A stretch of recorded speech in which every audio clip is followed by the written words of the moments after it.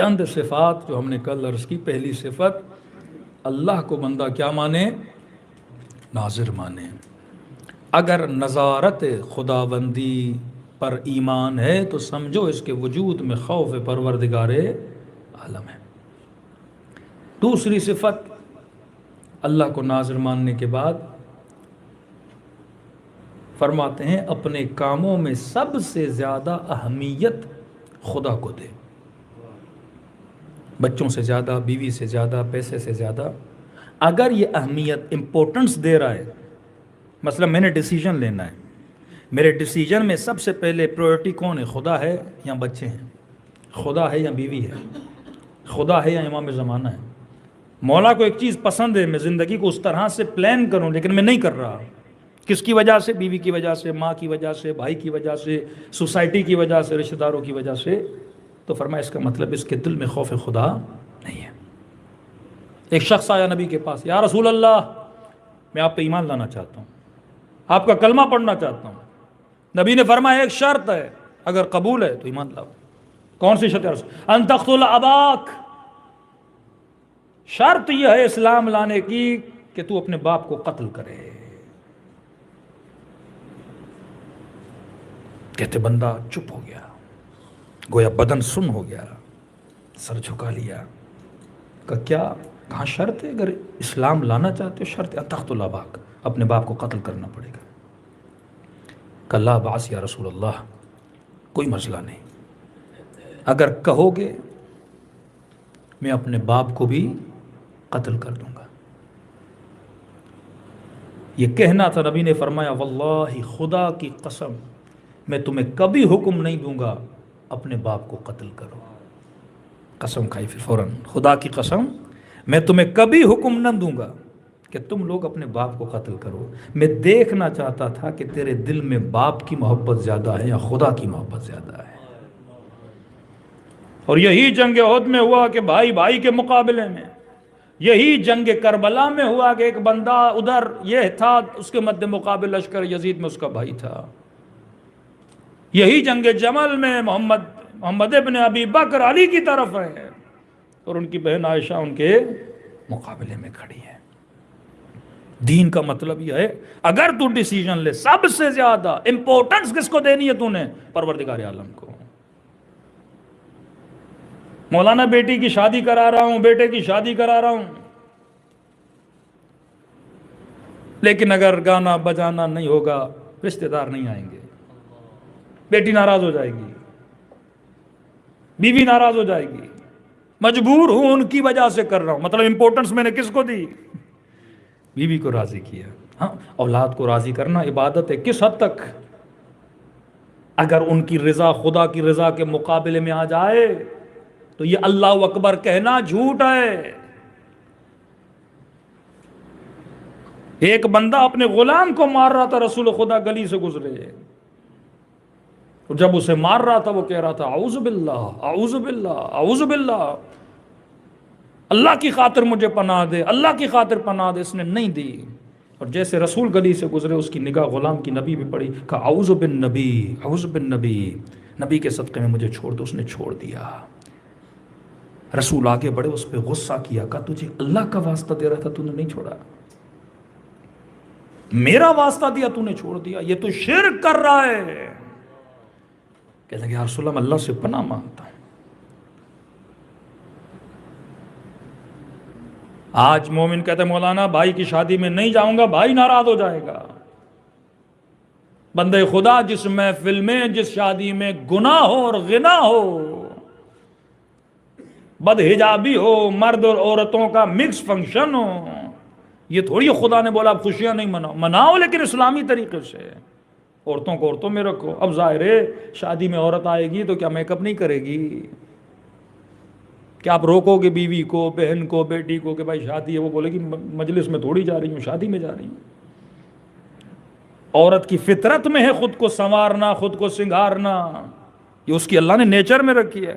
آپ کی بچی 7-8 سال کی ہوگی، اسی وقت وہ خود کو بنانا، تو چوڑیاں خریدے گی، لپسٹک لگائے گی، خود کو بنانا شروع کر دے گی. اس کی نیچر میں خدا نے رکھا ہے کہ عورت خود کو بنائے اور سنوارے، لیکن کس کے لیے؟ یہ کوشچن ہے. پیاس بجھانا انسان کی نیچر میں، لیکن میں نے پیاس کس پانی سے بجھانی ہے یہ اسلام بتاتا ہے۔ اگر آپ صاف پانی سے نہیں دو گے، یہ نالی کے پانی سے پیاس بجھائے گا نا، ہیلتھ کو نقصان دے گا۔ بھوک ہر انسان میں، لیکن میں نے بھوک کس کھانے سے بجھانی ہے یہ خدا بتاتا ہے۔ اسلام کا نام یہ نہیں کہ تو اپنے بچوں کو، بچیوں کو، بیوی کو سنگارنے سے، میک اپ سے یا سنوارنے سے تو روک دے، وہ بغاوت ہو جائے گی دین کے خلاف۔ پھر وہ ایسی دینداری ہوگی کہ بندہ بولے گا مجھے ایسا دیندار بندہ چاہیے ہی نہیں۔ اسلام کہتا ہے ہر چیز کا اپنا گراؤنڈ بنا، عورتیں عورتوں میں جائیں، بنیں، سنوریں، سنگاریں، جو کرنا ہے عورتوں میں کریں، مرد مردوں میں آ جائیں۔ لیکن کسی نے مجھے بولا کہ مولانا میری بیوی یہ بولتی ہے، کرے بیٹیوں کے رشتے تو ہوتے ہی شادیوں میں ہیں، یہ بنے گی، سنورے گی، سنگار کرے گی، شادیوں میں جائے گی، 4 نامحرم لڑکے دیکھیں گے، پسند کریں گے تو رشتہ بھیجیں گے۔ توکل خدا پہ نہیں، شیطانی عقیدہ، توکل پروردگار عالم پہ نہیں۔ پھر کراؤ ایسی حرام شادیاں، پھر نسلیں دیکھو کیسی بنتی ہیں۔ خسرت دنیا والآخرہ۔ زندگی کا مقصد صرف شادی کرنا بھی نہیں ہے۔ کئی لوگوں نے بیٹیاں شرابیوں کو دی، کئی لوگوں نے بیٹیاں ایسے زانیوں کو دی، بدکاروں کو دی۔ 2 سال شادی نہیں چلتی، طلاق ہوتی ہے، پوری زندگی وبال جان، بچے بھی یتیم ہو جاتے ہیں، زندگی کا سکون تباہ ہو جاتا ہے، بچے بھی کہتے ہیں کاش میں شادی نہ کرتی۔ حدیث معصوم میں فرماتے ہیں چند چیزیں اگر انسان کی زندگی میں نہ ہو، اس کی زندگی ہی بیکار ہے، یوز لیس زندگی ہے، زندگی کا کوئی فائدہ ہی نہیں۔ کون سی چیزیں؟ فرمایا پہلی چیز الوفا، یہ آل اوور بتا رہے ہیں، بھائی بہن، میاں بیوی، چچا بھتیجا، ماموں بھانجا، جتنے رشتے ہیں، فرمایا اگر رشتوں میں وفا نہیں، زندگی بے مقصد ہے۔ بیٹا باپ سے وفا نہ کرے، بیوی شوہر سے وفا نہ کرے، شوہر بیوی سے نہ کرے، تصور بے معنی وفا، بندہ اللہ سے وفا نہ کرے، اپنے امام سے وفا نہ کرے، اپنے قول سے وفا نہ کرے، فرمایا جس زندگی میں وفا نہیں وہ زندگی کیسی؟ دوسری صفت الحیا، اگر زندگی میں حیا نہیں تو زندگی کا کوئی مقصد ہی نہیں ہے، یہ زندگی کسی کام کی نہیں ہے۔ امام حسین کا جملہ کیا تھا؟ یا آل ابو سفیان، اے آل ابو سفیان، تمہیں حیا نہیں آتی کہ رسول کا نواسہ تمہارے سامنے کھڑا ہے؟ بندے میں حیا نہ ہو وہ قاتل زہرا بنتا ہے، بندے میں حیا نہ ہو بے ادب محروم از لطف رب، بندہ جب بے ادب ہوتا ہے تو اللہ کے لطف سے محروم ہو جاتا ہے۔ اور واللہ ایک ولی دکھاؤ، ایک شہید دکھاؤ، ایک بندہ جو اعلیٰ ترین مقام پہ پہنچا ہو، ایک مجتہد مجھے دکھا دو جس کے اندر یہ صفات نہ ہو، صفت وفا، صفت حیا۔ عباس با وفا بھی ہیں، عباس با حیا بھی ہیں، کلام کر رہے ہیں تو اپنے امام سے حیا کر رہے ہیں۔ وفا کتنی تھی کہ امام حسین بول رہے ہیں عباس مجھے بھائی کو، کہتے نہیں اماں سے وعدہ کیا تھا، یہی سمجھا کے بولا تھا عباس تو کنیز کا بیٹا ہے، حسین فاطمہ کا لال ہے۔ پھر کہا کہ میں امام ہو کے حکم دیتا ہوں، میرے کلیجے کو ٹھنڈک دے، ایک بار بھائی بول۔ وفا، حیا۔ تیسری صفت جو میں ابھی بات کر رہا ہوں التدبیر، فرمایا وفا بھی ہو، حیا بھی ہو، نماز بھی ہو، عبادت بھی ہو، مجلس بھی ہو، لیکن تدبیر نہیں ہے اس کی زندگی، مینجمنٹ اس کی زندگی میں نہیں ہے، مدبر نہیں ہے بندہ، لانگ ٹائم پلاننگ نہیں کرتا اپنی زندگی کی، کوئی فائدہ نہیں۔ اس مومن کا فائدہ ہی کیا ہے؟ 24 گھنٹہ مسجد میں بیٹھے نمازیں پڑھتا رہے، لیکن اسے پتہ ہی نہیں میں نے زندگی کو فیملی پلاننگ کس طرح کرنی ہے، بچوں کے لیے کون سی پلاننگ کرنی ہے، منیمم میری زندگی 60 ایئرز ہے، 70 ایئرز ہے، اس کے لیے میں نے کیا پلاننگ کی ہے۔ ایران میں تو لوگ اپنی قبر تک 20 سال کی ایج میں لے لیتے ہیں، اتنی لمبی پلاننگ کرتے ہیں بعض لوگ کہ مر جاؤں گا تو یہاں دفن کرنا ہے، یہ میرا کفن ہے، مرنے سے پہلے بچوں میں اختلافات نہ ہو، ارث و تقسیم اموال کر کے جاتے ہیں، ایسا نہ ہو کہ مال کے پیچھے میرے بچے لڑتے رہیں، اپنا حساب، اپنا کتاب، ہر چیز کلیئر رکھتے، تدبیر کرتے ہیں، نسلوں کی تدبیر کرتے ہیں، ہر چیز میں آج کہاں ہے اہل بیت ہماری پلاننگ میں؟ شادی سے پہلے کیا پلاننگ ہے، شادی کے بعد کیا پلاننگ ہے، بچے کتنے ہیں اس کی کیا پلاننگ ہے، سفرے پہ کھانے کون سے کھانے اس کی کیا پلاننگ ہے، ہیلتھ کے لیے کیا پلاننگ ہے، عبادت کے لیے کیا پلاننگ ہے۔ فرمایا تدبیر زندگی میں نہیں، یہ بندہ کسی کام کا نہیں۔ کہ امام حسین بے تدبیر مدینے سے نکلے تھے؟ تدبیر تھی امام حسین کی۔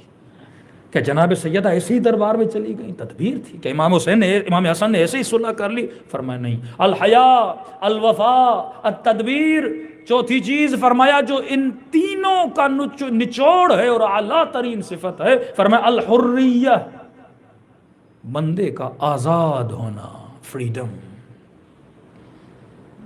اگر یہ بندہ آزاد نہیں، فائدہ نہیں، کہیں نفس کا غلام تو نہیں۔ یہ جملہ امام حسین کا یہ اس حریت کے لیے تھا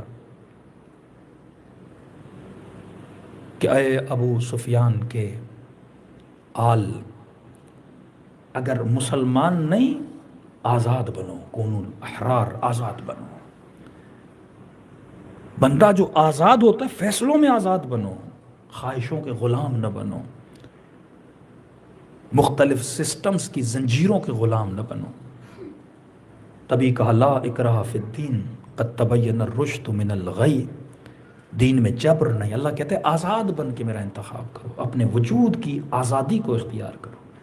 یہ ساری غلامی کی زنجیریں نے جو ہمیں پکڑ لیا ہے، سوچ کی غلامی، فکر کی غلامی، سسٹمز کی غلامی، اس میں انسان تباہ و برباد ہو جاتا ہے۔ سیدہ نے دربار میں جا کر بتایا کہ میں ایک آزاد بی بی ہوں، ہم کسی کے غلام نہیں کہ یزید ہمیں جھکا دے، ظلم ہمیں جھکا دے۔ تبھی فرمایا کہ ذلت کی موت سے، ذلت کی زندگی سے عزت کی موت بہتر ہے۔